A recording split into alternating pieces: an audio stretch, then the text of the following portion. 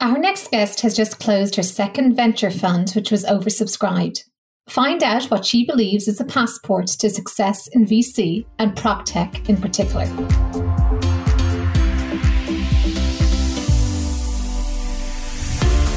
I'm Aoife Devitt, and welcome to the 50 Faces podcast, a podcast committed to revealing the richness and diversity of the world of investment by focusing on its people. I'm joined today by Constance Freedman, who is founder and managing partner at Moderne Ventures, as well as Moderne Passport, an early-stage investment fund and industry immersion program, which is focused on investing in technology companies in and around the multi-trillion-dollar industries of real estate, finance, insurance, hospitality, and home services. Moderne Ventures recently closed on its second fund and was oversubscribed at over $200 million. She sits on numerous boards and has received several awards, including Crain's Business 40 Under 40 and Chicago Top Tech 50 on 3 occasions. Welcome, Constance. Thanks for joining me today. Thank you so much for having me. Well, let's start by talking a little bit about your current role. What sector do you focus on, and why do you feel that these sectors are attractive in your view? Yeah, so we invest, as you said, in technologies in and around real estate, finance, insurance, and home services. Now, this new word, I say new, it's been around for 5-6 years now, called Proptech, has emerged, and kind of referring to property tech. But what I will say is the way that we look at this from Modern is much broader than just quote unquote Proptech. We look at companies and technologies that are we take a generalist approach, I'd say, to tech and investing and innovation that's happening broadly. And then we bring it into these multi-trillion-dollar industries, which are very nascent in terms of how they use technology, and where we believe there's a huge green space and a ton of opportunity to grow young companies. And so we've been doing this now since 2008. And I would say that a confluence of factors that have made it really take off in the last decade, and especially the last few years, ranging from COVID and everybody literally working, living, and playing in their homes and not having the ability to get to places where real estate generally transacts, and a plethora of other factors that have really made the largest companies in the world really around our industries start to lean into technology. And so it's a really exciting time to be part of it, a really exciting time to be bringing new companies into the space. And one of the really unique things about your business model is the Moderne Passport program. Can you describe what that is, and what kind of assistance does it provide, and how does it factor into your investment process later? Yeah, so the way we're structured, I'll kind of call it maybe like 3 legs of a platform. So at the top, we have a fund, and the fund, we invest in companies 2 to 20 million in revenue. So, general venture capital fund. And then, the second leg of the platform is this network that we've pulled together over the last 13 years or so, which consists of about 700 executives and corporates across our industries. So people who are looking for tech and innovation to create a competitive advantage. And often they're looking to Modern to help find those companies that can help them do so. And the way we bring together our companies with the network is through this program called the Moderne Passport. And this is a 7-month, what we call an industry immersion program. It helps to provide companies, and this is a stage agnostic program. So we have companies pre-revenue all the way up to, say, 60 million in revenues, and seed financing all the way up to $500 million companies. And what we do during this program is 4 main things. First, we'll help provide our companies with strategic guidance, so how to approach our industries, go-to-market strategies, pricing, things like this. Secondly, what we call mentor meetings. And so we arrange about 1,000 mentor meetings every single year. These are one-on-one meetings between our company executives, our tech companies, and the network that I talked about, the industry executives that I talked about. And, this is really good business development opportunities on both sides for the technology companies introducing their new innovations and technology into the industry.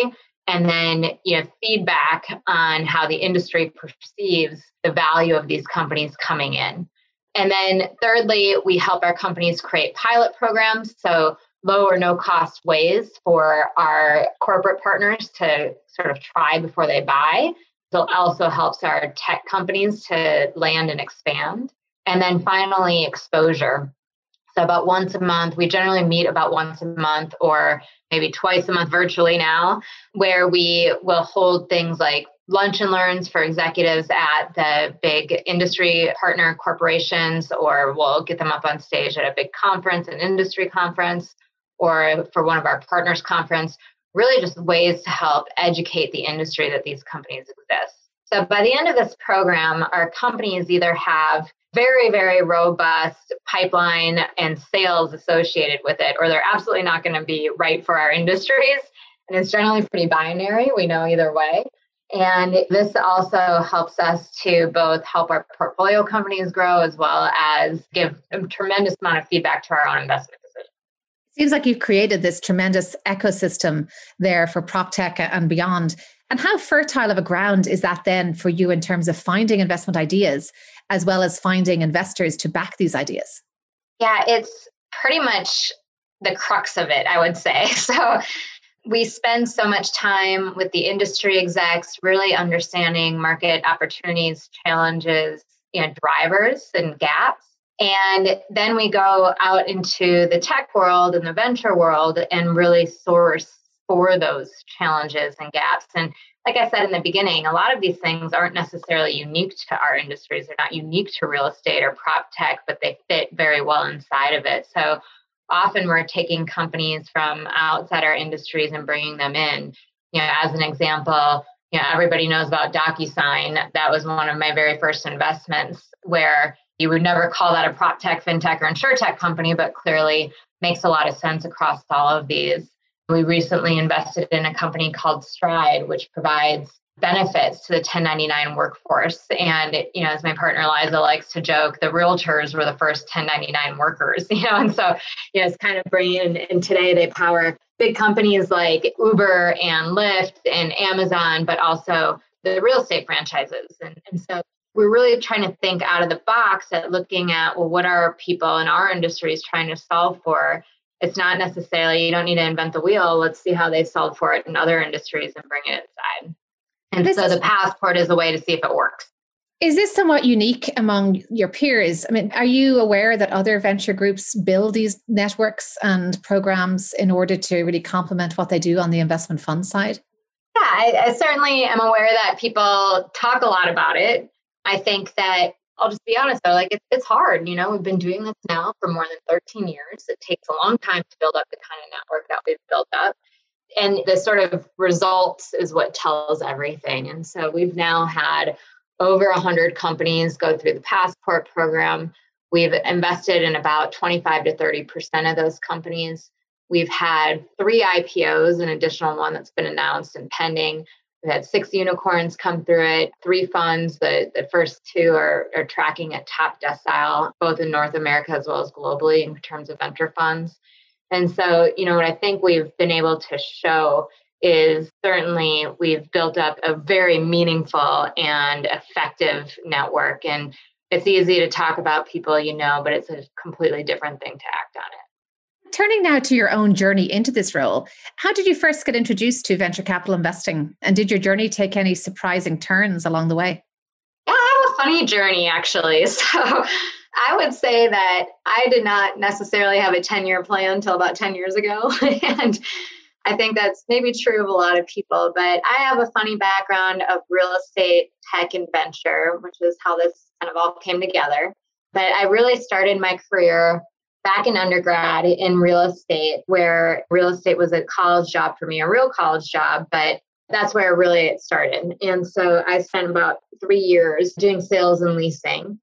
And during undergrad, I started to turn my head towards tech. And I graduated just before the dot-com days and spent about 7 years where I was bringing the Fortune 500 online. So both strategically thinking about helping the number of companies think about how do I both think about the presence online, but then also I was managing large tech teams to actually implement that. And it was really in business school. I got my MBA at Harvard Business School, and it was really there that I started looking at venture and really getting interested on the investing side of it. So out of business school is where I started at a traditional venture fund where we were focused on information, media, and consumer. And then I spent 2.5 years at a traditional fund and then came across this opportunity where the National Association of Realtors had just taken $50 million off the table and wanted to continue investing in early stage tech around the real estate space. And so I partnered with them to launch the predecessor fund to Moderne Ventures back in 2008 and brought together for the first time real estate, tech, and venture. And so spent several years with them. And then after fully vesting that first fund is when I launched Moderne to bring a larger set of LPs, a broader set of capital to continue on this investment thesis. So definitely a considerable amount of time spent in the weeds and on the operating side and kind of knowing how these companies work. Just curious, given you have been to business school, and whether there are any courses there that you think can really teach the ropes of venture capital investing, or does it all have to be learned on the job? I would definitely say a big combination.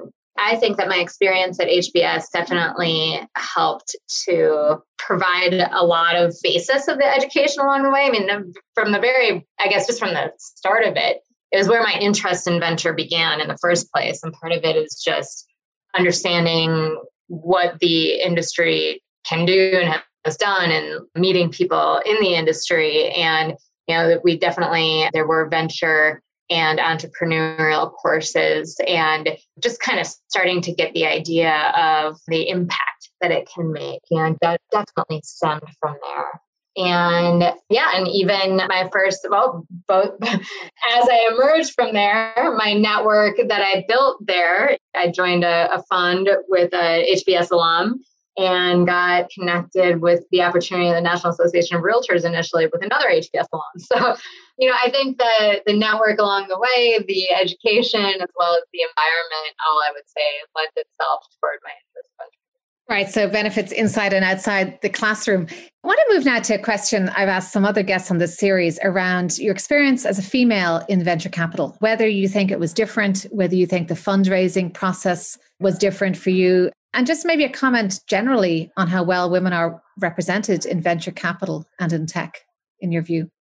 So it's a very interesting and topical question, and one that's both fun and hard to talk about at the same time, I think. I think there's still far less than 10% of executives in venture are female. It's abysmal. I will say that I think that the journey has changed, or the experience has changed since I've been doing this, in particular since I've had my own funds that I was raising for across the venture spectrum. So LPs as well, right? So I think that, venture and finance in general has definitely been a men's club for a really long time, like kind of since its inception. And I think that I would say that why are there so few female executives? One of those reasons I think is because you go to raise capital and it's easy to go to your friends and get funding. And I say that it's more than that, obviously, but there's something to that and something to that network. And I think that as a female, when you go to raise those same funds, I think that there's biases. I think that there's network. I think that there's a number of things, including inappropriate behavior that gets played into that journey. And it's sad, but, I think it's also changing, luckily. And I can tell you that our last fund that we just raised, that we just closed on, the number of female LPs that we pitched to was far different than my first fund. And I think that the formality and the assessment and everything about it is changing a bit. And so I sincerely hope that the journey for people behind me gets easier for those, along the way. I think we are the most diverse venture fund on the planet. I have staff of many young women and, another female partner. And I've had African-American partners. We're very open to diversity. And I think that that's something that other funds you don't see. And we think that it is beneficial and that we know that we see positive results from having diverse backgrounds and profiles looking and advising and bringing these new companies into the world. So we see a big benefit from it, and presumably our LPs do as well. Clearly, you live and breathe diversity in Modern and also in your own networks. But how about some of those companies that are in your network in the Moderne Passport program, say? Are you seeing that this focus on the benefits of diversity are being felt in the industry side, like in the company side themselves? Yeah, we're absolutely for sure seeing more and more companies pay attention to their boards and looking for more diversity on their boards. I think if you have a diverse team, you're also willing to give more diverse investment teams a chance than maybe others. So we see diversity within our portfolio as well. And, I think that it's definitely becoming more topical across the ecosystem, I would say, than it has been in the past. And I think that's a great thing. And now going back to your own career again, were there any setbacks or challenges or any key lessons learned that you can share? Sure. It's really easy to paint a really beautiful journey when you talk about where you've come from and where you've been. But I think that anyone who hasn't had a setback or challenges is probably lying. So, I think, of course, there have been. I think everything from being, waitlisted at the business schools I wanted to go to the first time and kind of try again to an investment that perhaps went bad. And I think that the most important lesson to learn from that is recognize what happened or a mistake you might have made along the way. Don't do it again. And to be honest about it, meaning, if you made a mistake, make sure you own up to it. And so, I guess those are the kinds of philosophies that we try to live by. And there's something to really be learned from it. I'll give an example of even an LP letter that went out today about a particular portfolio company where nothing really bad happened, but some terms changed. And I sent a note out to investors and just told them exactly what happened, just out of spirit of being completely transparent. And I actually got an email from one of my colleagues that works for me, and they said, "This was a beautiful letter. It was so well written. And thank you for showing that leadership and doing the right thing." And, I think, again, there was nothing bad that necessarily happened, but I think other people may have just not been honest about it. And I don't believe in that. And so it was really great to get that feedback from someone who works for me. And I imagine I'll get the same kind of feedback from the investors, or I do get that kind of feedback from investors. Just, I think it's important to be open and honest, and nothing bad happens by doing that. Exactly. And I think also being open and honest and early about that is something that will gain you and win you respect later. So that's another piece of that puzzle that I've heard. So looking at any key people, were there any key people in your career that influenced you along the way, and how? Yeah, I would say both personally and professionally, there's been a lot of key people along the way.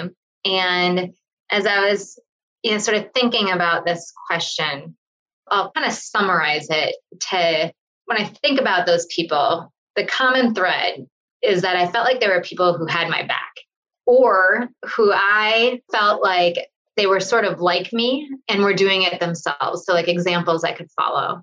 And I think that both those kinds of people are really great to have in your life. And so, who had my back? I mean, I have a very wonderful, supportive family, a very wonderful, supportive husband who always gave me the confidence that I can do what I set out to do.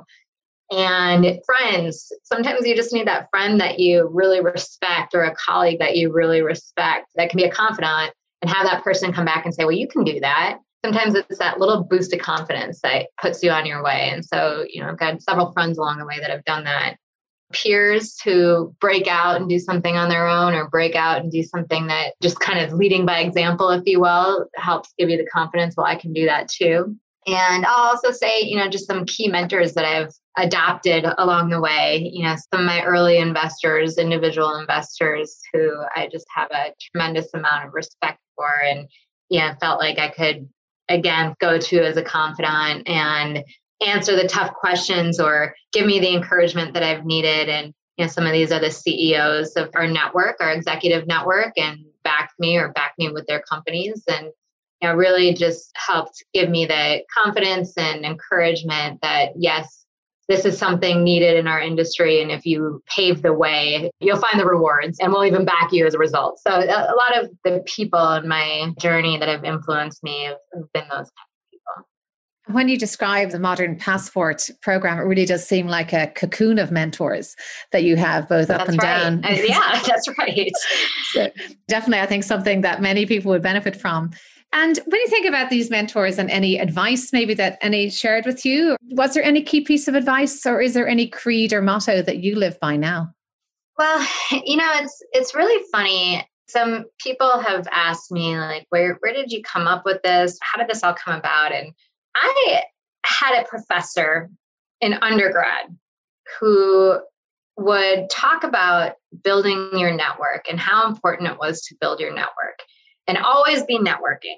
And back in undergrad, what are you thinking about? You're thinking about where's my next job going to be, or what do I want to do in my life? And you're also kind of like, you don't really have much of a network, right? And maybe some people do. I didn't. My family didn't have as much of a relevant network for something that I do now. And so if it's up to you, how do you build that network? And I don't know if it was the same professor or just learning over time, but I got some advice along the way somewhere, which was build an excuse to reach out to that network. As you start building the network, make an excuse for why you should reach out to it, but never waste anybody's time, right? So don't just call someone and say, hey, do you want to go have a coffee? Someone that you're not close to. But if you can give value to that same person, of course, they're going to want to meet with you or talk with you. So I think early on, I started thinking about building a network and what kind of beneficial value you could provide both ways. And as I think about where Passport came from, it might have really been that. It might have really been that advice I'd gotten so many years ago, where it was about, all right, if I can find the very best companies for the industry is going to want to know about them and they're going to want to use them. And if they use those companies, that's going to be valuable for those companies. It's going to be valuable for the network, and therefore it's going to be valuable for our fund. And so having this consistent group of companies that we bring in we bring in 8 to 10 companies 2 to 3 times a year. It's a constant feed to our network of here's the new and exciting things coming into our industry. And the network in turn wants to know about it and reaches back out to me or reaches back out to our team and to our companies, and they get involved and they participate and they tell us about their experience. And it's just this kind of really continual synergistic win-win sort of platform. And that's how I built my network and really what I based the business on. And I think it really probably stems back to that advice I got way back in undergrad, that networking is everything. And when I ask some guests what advice they would have for their younger self, that often is what that advice is network earlier and don't underestimate it. If you were to give yourself advice at a younger age, if it wasn't that, what would it be? It might stem around confidence. I think it took me a long time to get up the confidence and the courage to just go do it. And so I think my advice to my younger self would be, just go do it. You can do it. It took me a long time to figure that out. And you might not hear that from me in this interview. And my colleagues probably would be a little bit surprised to hear that from me because I'm the first one to say, let's go do this. But it took me a while to believe in myself enough to be able to get up the courage to act on it. Well, you did go do it, and you most definitely have done it. So, Constance, when I saw about the fundraise of your second fund, I was beaming, and that has rarely happened. But it was really because it was so well deserved after so many years of hard work, persistence, and really giving. And the giving that you do in your Moderne Passport program, the giving you do to the other women in the industry, and giving of your time to podcasts like this is most definitely appreciated. So, thank you so much for coming here and sharing your insights with us. Thank you so much for having me. And I really appreciate the kind words. I really do. Thank you. I'm Aoife Devitt. Thank you for listening to the 50 Faces podcast. If you liked what you heard and would like to tune in to hear more inspiring investors and their personal journeys, please subscribe on Apple Podcasts or wherever you got your podcasts.